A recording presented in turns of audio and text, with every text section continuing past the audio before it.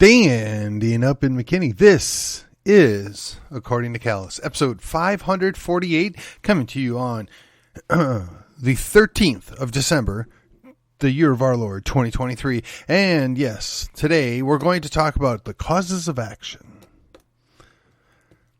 What does that mean? Why does it matter? And what are you going to do? Before we do that, let me remind you the best way you can continue to help me make a difference, continue to build this program, and influence those around you, around us, is to like, share, subscribe to this program. Follow it on the social media or podcatcher of your choice. Don't forget, I am at Facebook. I do the page and a group there, as well as drop in at MeWe and Gab. And as long as they'll tolerate it, I still have stuff up at YouTube. And with that, on with the show. Okay, so I've had a couple of interesting days here. I've popped out a pretty good idea of how to reset our vision going forward on Monday. I've talked about Texas and where we're going. What's at play and what do we need to do on Tuesday? And today we're going to talk about how all that pieces together, why that matters when we make our next steps. When we're taking the battle, if you will, to the enemy, while we're pushing back, while we're trying to make a difference. So, the first thing we have to understand is the world suffers from imperfection.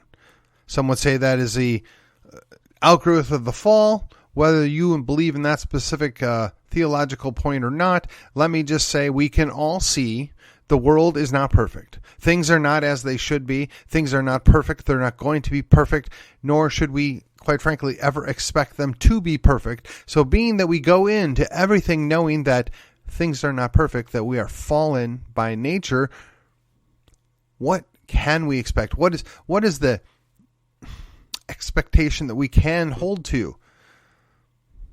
Well, I'm here to tell you. There are a lot of people that I work with, that I call friends, that I would ally with, that co-belligerents even.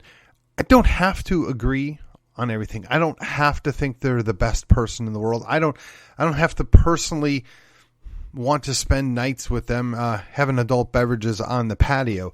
No, what I need to understand is I will work with the team that I have. I will work with the group that is present. I will work with the people that show up.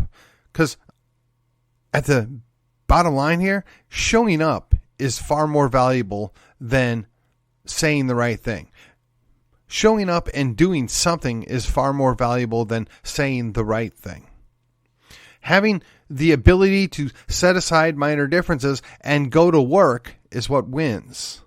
And the way you're able to do that is being willing to overlook the imperfect partnerships, the imperfection of the person that you're dealing with. Now, nowhere more should this be prevalent or understood than our brethren that claim to both be conservative and Christian, or Christian and conservative. They understand that man is fallen, man is broken, man is not perfect. They understand that there's going to be differences and shortcomings and problems and things where they let you down. And here's what I got to say about that. I know I've let down probably everybody that I know in one way, shape, or form in my life. And I got news for you. Pretty much everybody that I know has let me down in one way, shape, or form over my life. The question is do you kick those people to the curb? Do you dismiss them? Do you disregard their input, their value? Because that happens. And in my opinion, the answer is no. In my opinion, unless you see that there's a reoccurring problem here, unless you see that this person actually isn't working, isn't putting in the effort, you don't kick them to the curb. Maybe you reevaluate what you've got them doing. Maybe you reevaluate the relationship and the trust factor. Maybe you're not sure that this is the best situation, but you look to see if there's something you can work on together, because that's how you win. You keep moving, you keep advancing, you keep pushing back. That means you're going to have to take some chances. If you've been let down, right? If you're looking for the proper or the best situation, you're going to have to take chances.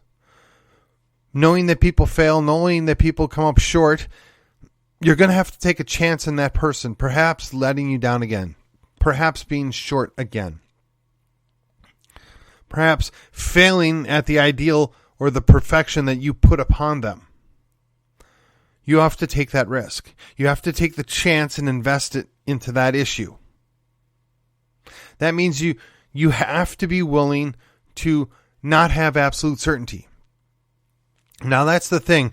Risk takers can be problematic in the political world.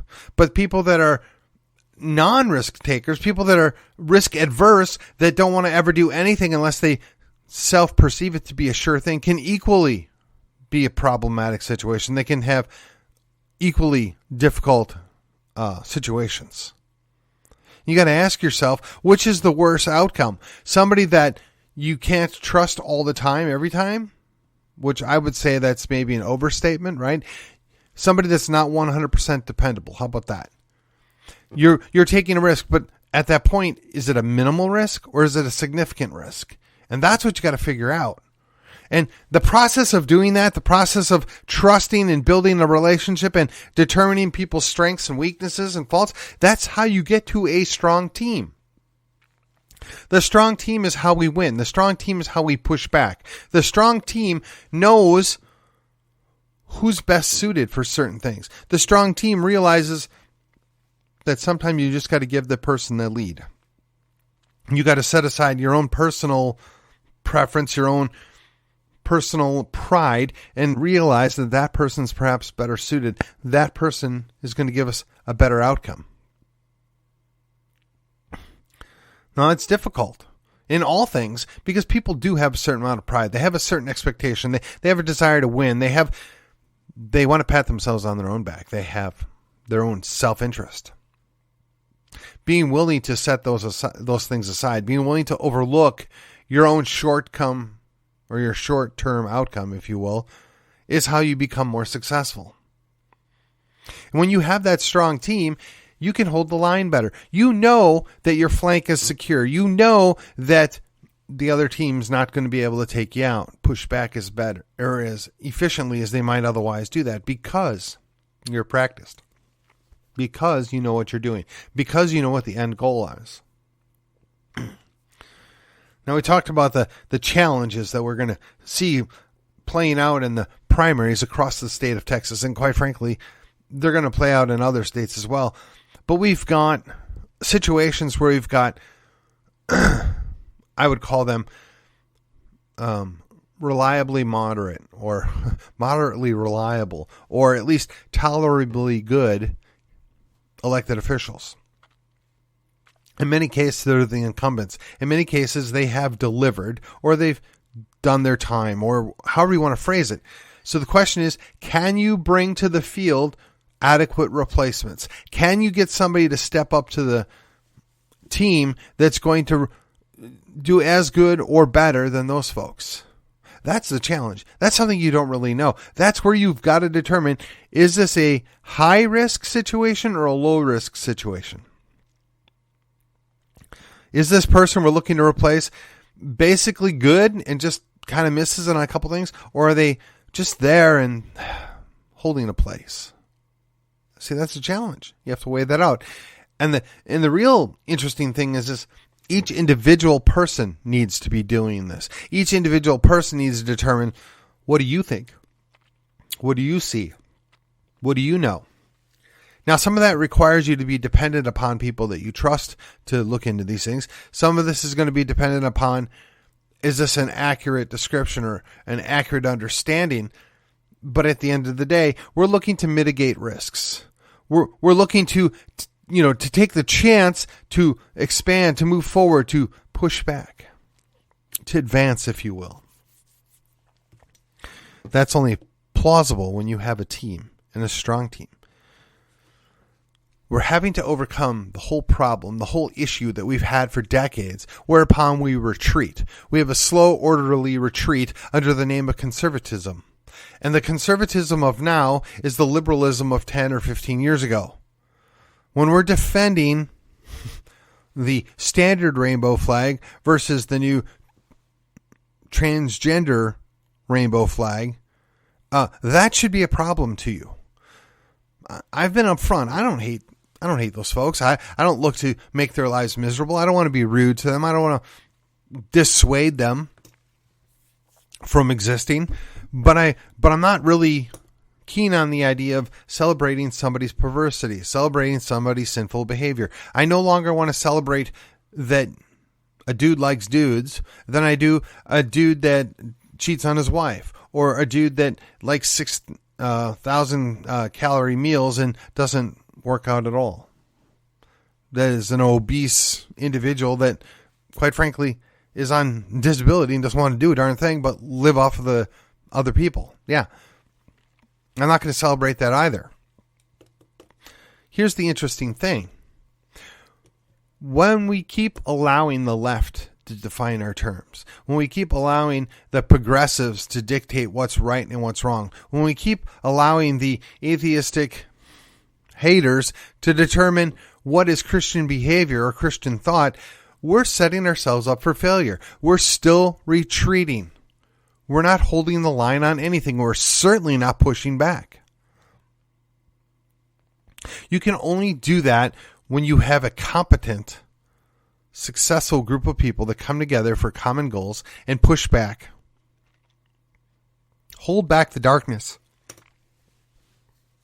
Now, that may look different in application depending on where you are, whether you're in a suburban or a urban or a rural area, whether you're in the north or you're the south or you're the east or the west coast, or whether, quite frankly, if you're in Canada or Texas.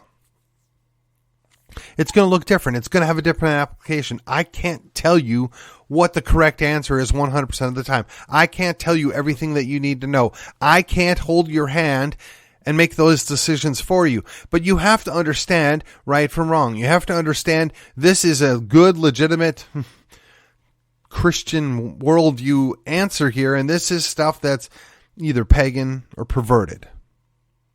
And be able to call out this is wrong or this is sinful behavior or action or beliefs. We're not going to take any part of it. And again, going back to the first discussion point, the idea that things are imperfect, that things can't be always right. Somebody that makes a mistake and owns it and moves on is entirely different than somebody that not only makes a mistake, but then decides that the mistake should be the new normal and that you need to accept that mistake and you need to be okay with that and justify it and celebrate it. You see where I'm going here? We're supposed to turn away. We're supposed to, for lack of a better word, repent from bad behavior. And it's really challenging to do that. Excuse my yawn. It's really challenging to do that when you don't have people willing to call it out. And that's a major shortcoming we have. Whether it's the churches or whether it's just plain Jane Christians that refuse to hold the line, that refuse to know what they believe and why they believe it, they refuse to stand for the right thing, therein lies the rub. You know, they throw around the term theocracy. They throw around the accusation of quote-unquote Christian nationalist. For anybody that happens to be a Christian and wants to be politically involved, anybody that subscribes to Christianity and wants to be politically active and, quite frankly, push the Christian worldview, they're the problem. They're evil. We're going to slander them with whatever new pejorative we can come up with, and they're supposed to accept that and be beaten down and pushed back into some little hole in the corner. But the reality is the pagans have been doing this. They have been running a pagan worldview. The perverts have been doing this. They've been pushing that we accept their new version of perversion. And they get away with it because we're supposed to accept that. All are supposed to be welcome. All is good here. We love everybody. How dare you? Again, if you can't see this, if you won't acknowledge it, you can't fix it. And if you can't fix it, it really doesn't matter. At that point, there's nothing left. You become the conservative of now that was the liberal 20 years ago. And I gotta be honest, I'm not excited about the word liberal. I think progressive, leftist, right? Socialist, those are all much better descriptors, certainly of what the end game is or the end goal. But as we drift into this, right? If we look at the bigger picture, the whole idea of pluralism, the whole idea of acceptance, the whole concept that we're an open society is being used against us. They're weaponizing our own system to destroy the system. And we don't have an adequate defense. We don't know what it is we're doing. We can't push back effectively because we don't even bother to defend the things that matter. If you're not going to defend that a boy is a boy from birth, barring any small probability, or I guess, small probability or a likelihood, genetic discrepancy or malfunction, you're either a boy or you're a girl. You can't slap your approval on mental illness and somehow it makes it a good thing or a right thing. You're not actually loving those people. You're not helping those people. You're not getting those people to a whole situation if you go along with their delusion. Likewise, as we keep acknowledging that this is bad stuff, these are bad ideas. Look through what happened here in China, what happened here in Cuba, what happened here in the Soviet Union. If you're not willing to push back and call it out and explain why these are bad ideas, why these are bad notions, why they have bad outcomes, but you're then willing to turn around and require no explanation, but huddle and hide from the very notion that you've been accused of being, quote, a Christian nationalist, a theonomist, right? Somebody that wants to cram their Christian worldview down the world. Well, let me ask you a question. Is it realistic to believe we would have the liberty that we have left, that we have the society, the culture, the Western civilization that we have? Is it likely that would have occurred outside of a Christian worldview? Is it likely that would have occurred outside of Christianity as a whole? Can Western civilization exist in and of itself apart from Christianity? I would tell you, I don't believe that's the case. And I don't know that anybody can make an adequate argument that it would be where it was. It's not there now, but where it was apart from that. Now, again, does that mean it's perfect? No, because we live in a fallen world. There is imperfection. There are shortcomings. There are men. And where men are involved, they make mistakes. They miss things. They cause problems. They're not perfect.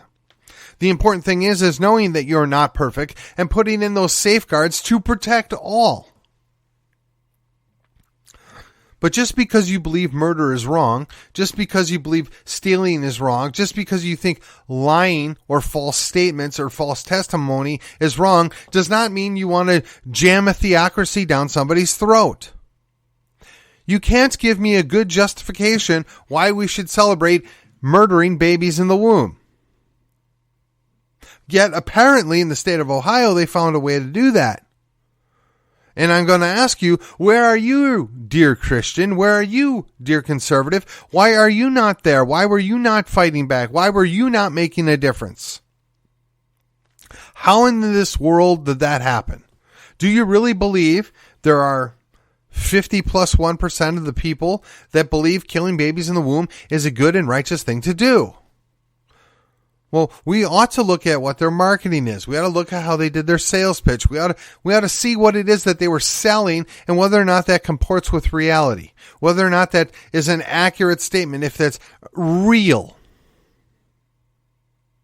And while you might not think that that's a fair analogy or that I shouldn't be bringing this up, that seems to be the simplest, easiest thing that we should all be able to line up and agree on, that we think that that's a bad idea. But we can't even get 65% of the general public to agree on that. How in the world are we going to agree on all these other things? So when you throw out this idea that you're afraid of a theocracy because, quite frankly, 15% of the U.S. population would be even able to explain what theocracy is accurately and think positively of it? I don't think we're in any danger of that. But what we are in danger of is a socialist dictatorship. What we are in danger of is a pluralistic, socialistic, fascistic terror. If you're not afraid of some dystopian future from what these leftists tell us they want to do, never mind the things that we think that they might want to do or the things that we think that they actually believe, but just based upon the evidence that they provide by their own statements, their own actions, by their own books, by their own speeches, you ought to be very concerned. You ought to be acting in such a way as to prevent that, to push back against that, and to make a difference. But instead, you're so busy, fixated on the guy that's next to you that's not perfect. They're on our team. We're supposed to be acting together to push back at this other stuff. That's far worse. We're supposed to be acting in such a way as to defend and do the right thing, but you can't do that when you're fixated on somebody that's not perfect. You can't possibly storm the beaches if you're going to do it with 0.1% of the population. Because realistically, that's about the number of people you're going to find they're in complete lockstep with everything you as an individual believe. And of course, I'm making that number up to prove a point here. There are tons of people that we agree, myself and them, on 80+% of the general stuff. And of that 20%, maybe 5% of it's concerning, somewhat concerning.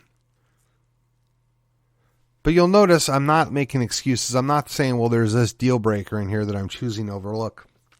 No, that assumes there's no deal breakers. That assumes that there's nothing like that that would interfere with you.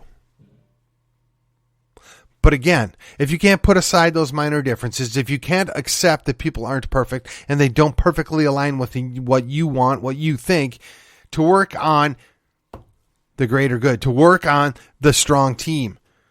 The strong team is the method that we win, the method that we push back, the method that we hold the line. And if you're too busy wanting a perfect team rather than a strong team, the chances you're taking are with everybody. Because you're cutting off the knees of the guy next to you to prevent them from being successful or maybe getting their name in front of yours. Why? Because, they're not perfect. Well, let me tell you, nobody's perfect. Nobody. And if you don't understand that, if you're not willing to accept that and own that, you're never going to be happy. And guess what? We will continue to be ineffective. We will continue to fail to get the things done. And we're going to have to continue to settle for the mediocre representation that we get right now. Because quite frankly, if we can't circle the wagons to defend ourselves and then push forward to do better, we're never ever going to do better. If that is not a cause for action, if that's not a cause for you to think, how can we do better and what do I need to do differently going forward, I don't know what is. The enemy is at the gates. The enemy is through the gates. The enemy is surrounding the keep, and we need to do something. We need to mount a counteroffensive. We need to defend things properly. We need to take every action possible to defend what's left. And if you don't hold the line now, you may never, ever be able to hold the line. We've retrenched. We're in our redoubt. It's time to hold and push back. It's time to seize the day.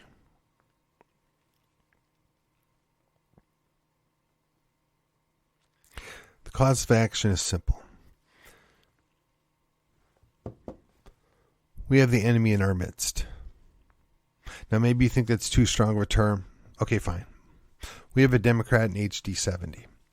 And all I've heard for months is about taking out, in a primary, our own incumbents, who admittedly are far from perfect. But we have done very little to deal with the fact that we have a Democrat in HD 70. We've been too busy sniping at each other, fighting over small things, fighting over things that we largely agree upon, and we are not willing to put away those minor issues to move forward. And instead, we're defeating ourselves before we even get started on retaking a house seat that we should have never, ever lost in the first place. But that's where we're at, ladies and gentlemen. That's what we're dealing with. And let me ask you, are you willing to do that? Are you willing to set this stuff aside? Are you willing to, quote, bury the hatchet? Are you willing to work on the greater outcome? Are you willing to overlook, well, that person endorsed that person, or that person helped that person, or those two people are friends, or I don't agree with this specific issue that this person advocates for? If you're not willing to do that, if you're not willing to step back and look at the big picture that I talked about on Monday, perhaps, just perhaps, you ought to reconsider whether or not you're the right person to be leading the charge. Because it's very difficult to take action, to utilize that cause of action, if we can't trust the people to our right and to our left. And I mean the people that are on our team on the right and the left, not the lefties. We know we can't trust them. We know they're the problem.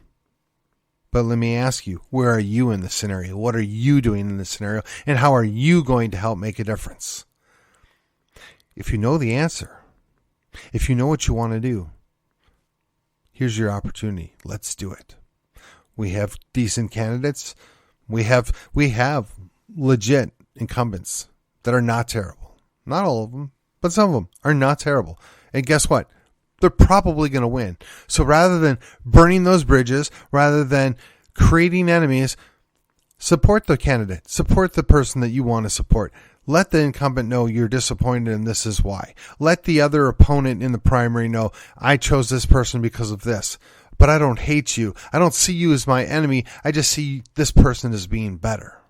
We have to remember we are on the same team. And then come the end of March, we're going to have to figure it out. We're going to have to move forward. We're going to have to push back. And if you are too busy nursing the wounds and the battle scars from what partook in the primary, what use and what good are you in that battle?